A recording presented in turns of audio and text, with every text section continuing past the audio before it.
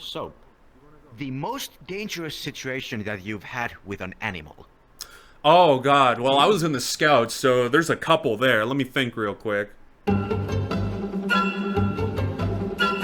You know what?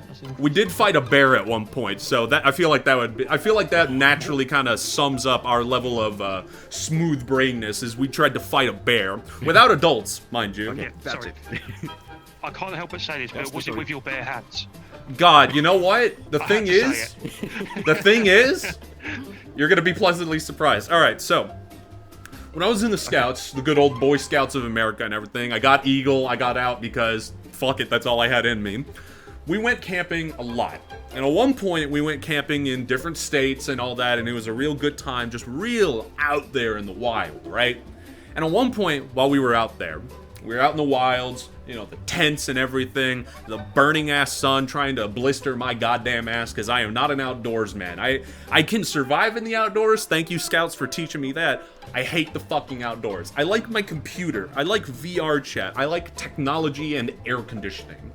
So at one point, the problem is, with the Boy Scouts, is you put a bunch of dudes together in one situation with barely any supervision and a lot of rocks. I'm back. Welcome back, dude. I don't know. Oh my god, I'm living in the fast motion. My bad. Sorry. So, you put a bunch of guys together, you give them some sticks and rocks, and virtually no adult supervision, they're gonna go full tribal unga bunga, right? They're not gonna learn anything, but we are gonna learn to beat the shit out of each other with sticks. So, while we were camping, we put up our food, we put up our packs and everything, we make sure everything's secure, we all get in our tents and everything. Most dangerous thing I had to deal with an animal. So, I know you're good. So, while we were getting prepped, we put everything away, we finally set up the tents and everything. We saw a damn snake go by, and we were like, alright, that's a bad omen. But we ignore it. We let it go away on its own little business. We don't want to mess with the snake don't want to mess with us. Except one retard who really wanted to go in and make boots out of it, you know? But he's been bitten by fire ants more than once, by accidentally falling on them more than once, so we don't need to talk about him. So anyways, night comes upon us, and we're resting in our tents, and we start to hear these growls. And at first we're like, man, what the fuck is that? And we're like, huh, I wonder what that is. Wait, listening very carefully to the growls, and then we hear something rustling. And we're like, wait, is that a bear? Oh shit. Is that bear touching our food? In the camp, or in the Scouts, food is sacred to us. On this camp out we were going on where they had us trekking through the mountains, food is extra sacred because they gave you some good rations, and then some of the shit they gave you is something called sun butter. Sun butter is a peanut butter knockoff made out of sunflower seeds that is so disgusting, not even the wildlife eats it. I shit you not, we put it out there for the night among the wildlife. It was the only thing that wasn't touched, and we opened the packaging. We spread it on things. We had some meat at one point we put out there and put some sun butter on it. The meat was fine in the morning. The ants didn't even touch it. And the ants eat everything. So, we hear the growls and we hear the rustling. And we think, who the fuck is touching our food? And we go into absolute fight mode. The boys scramble out of their tents. The adults are fucking sleeping somewhere. They scramble out of their tent. The moonlight is thankfully bright enough to where we see this big ass fuck you bear. I don't remember what kind it was because it was kind of night, but it's this big fuck you bear. And it is trying to get to our packs. It keeps swiping at them in the trees and everything. And we're like, oh, hell the fuck no. So we start screaming, yelling. Some dude like rushes it at one point. And we get up right in its face. And we're just like, ah, get out of there. Get the fuck out. And the bear, for its part, is confused as shit. It gets up on its hind legs at one point and growls at us, but us, being sleep deprived, starving, probably dehydrated, and 100% done with Mother Nature's bullshit. Why were we done with Mother Nature's bullshit? We were in the mountains of New Mexico. Keep in mind, New Mexico. And it hailed on us the night before this bear, in the summer. And I'm not talking hail like, oh man, that's really hard rain. No, I mean icicles falling from the sky while we were walking at the top of some mountains, just shredding us. It fucking cut my face a little. We were done with Mother Nature's bullshit. And so even as this bear is rearing up on us, just, we're like, get the fuck out of here, Yogi, you piece of shit. Hey, boo-boo, suck my dick. We were done with Mother Nature. One dude, the brave piece of shit he is, punches the fucker in the face. The bear didn't like that. The bear didn't like that at all. But we didn't like that bear more. Because even as it's like,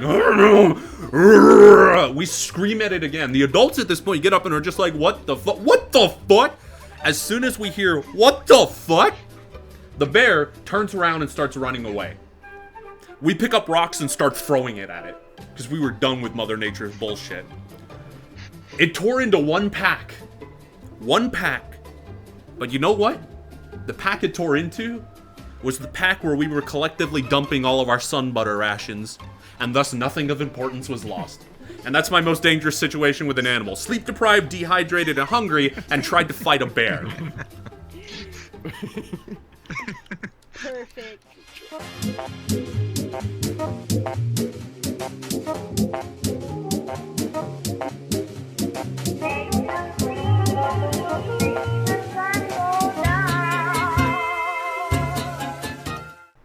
No, I wasn't. I was just sort of like, Ah, okay. okay. But I did have one idea. If no one else has one, I was thinking, what story do you like to think about when you're having like a rough day?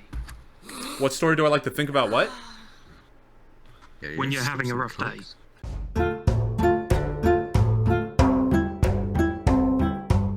When I'm having a rough day, oh my god, you know what?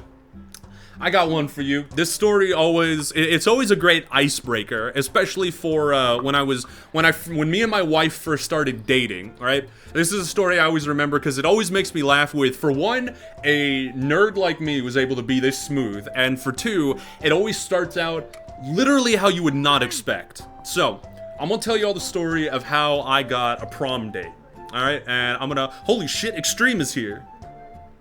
Hold up, I'm gonna give Extreme here a second, because Extreme is the first guy we ever had for any of our stories. So I'm gonna let him join. Extreme! Yo! How you doing, brother? Hey, buddy. Hey, just in time. How's it going? Extreme here was the man, the myth, the legend who actually encouraged me to keep doing what I'm doing now. I was about ready to quit when I joined One Final World. He found me, told me to tell him a story. I did, and then he kept trying to hype people up to hear more. So Extreme here is who you gotta thank for me still doing this if you're having a good time. But yeah, Extreme is I'm trying to great. get my friend to join real quick. Alright, so I just been requested to tell you the story of one that I think of constantly whenever I'm having a bad day. Now, like I said, and just kind of repeating it, so for those of you that are new, oh my god, my lag, hold up. Alright, so, anyways, like I was saying, a story I think of whenever I'm having a bit of a bad day. So, let me tell you all the story about how I got a prom date in high school. Now, this story always starts out not how you would expect. And what do I mean by that? Well, the girl I went with. This story starts off with, she owed me money. Now, that's not at all what you might think it is. During high school, I had this really good friend of mine. And she was, like, probably one of my best friends at the time. We didn't talk too much, but when we did, there was always a good connection. We liked the same things, we were interested in the same things, we could talk for hours on end about stuff. It was very, very cool. Now, at one point, she had needed some cash every now and again because our school had an after-school kind of like snack bar. And after high school, I would love to get myself, you know, like a bottle of water, a bag of chips, or something. And, you know, she would grab like a honey bun or whatever. It was great. And I always spotted her because, you know, I kind of crushed on her a little bit. And she was also my friend. So she kept racking up a bit of a debt. And I didn't really care about the money because the snacks were super cheap. You know, the snacks were maybe about like $1 each. And what the fuck? Anyways, the snacks were relatively cheap, right? Now, at one point, while we were going through all this, she owed me about like $35 at one point. And again, I didn't really give a shit about the money. I was just here for, you know, just to vibe and help a friend of mine.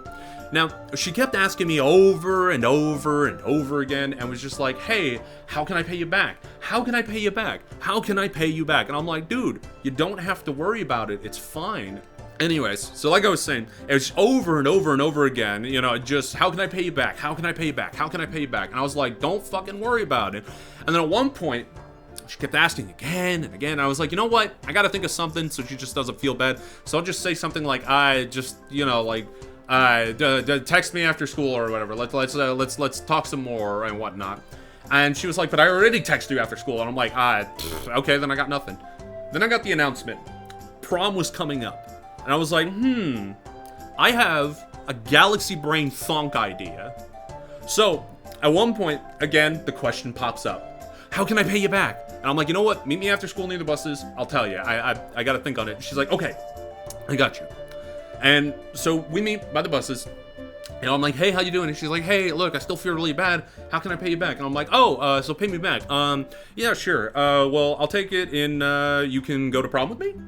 And she immediately blushed, got flustered, and was just like, oh, fuck, okay, yeah, no, that sounds great.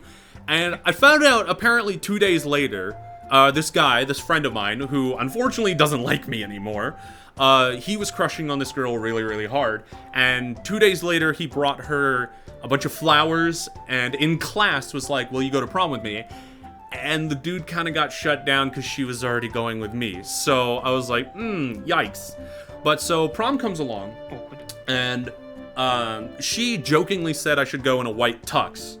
And I did not understand that was a joke. So I got myself a white tux, and I stood out like a sore thumb. And she went in the most beautiful blue dress you could have imagined. And, you know, we danced, we had a good time. She was pretty nervous, and we didn't talk as much as nearly as we should have. But it was a very good night overall. I ended up taking her home after that, went back to my place, and just kind of played Halo 3 afterwards. But every time I think on, you know, am I having a bad day or whatnot, I just remember, I can always tell people that I got a date because a girl owed me money. And it's never what they fucking expect. And it always brings a little bit of a smile to my face. And I hope you enjoyed that one, Gallivan. Nice. Yes. Paying back debts to society, the nerds go out for dancing. Hey there, and thanks for watching. I really'd appreciate it if you could like the video and maybe even subscribe if you enjoyed yourself. This whole thing is kind of part of a new project I want to do with the channel where I go throughout VR chat, telling stories and maybe even collecting a few. The world is a bit of a hectic place right now, so I'm hoping maybe by sharing stories and everything, we can all laugh and maybe get a sense of wonder through everything. Stories have kept people entertained for generations, and I just want to share a couple of them and maybe even create a few new ones. If you've enjoyed the video, I'm really glad, and if you have any feedback, feel free to leave it in the comments. I'm always looking to improve because I know I'm not perfect at this. For those of you that want to join and see these stories live, I am going to be getting on VR chat every Friday from 2 p.m. CST to 5 p.m. CST. In order to tell stories, collect them, might go a little longer, maybe a little less, it depends entirely what happens. But in the future, I might also try to stream this. We'll see what happens because I really want to try to work with a larger audience and really just kind of make everybody laugh and have a good time. So, thanks again for watching this vid. I hope you had a wonderful time. Bye-bye.